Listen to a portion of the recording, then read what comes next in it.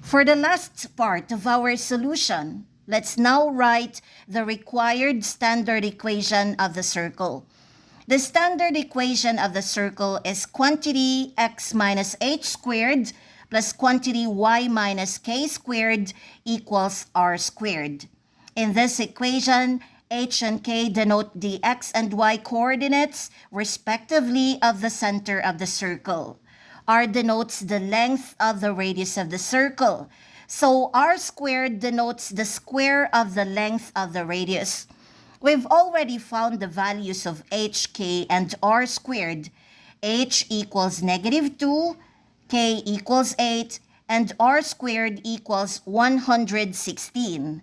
So by substituting these values into this pattern, the standard equation of the circle is quantity x minus -2 squared plus quantity y minus 8 squared equals 116.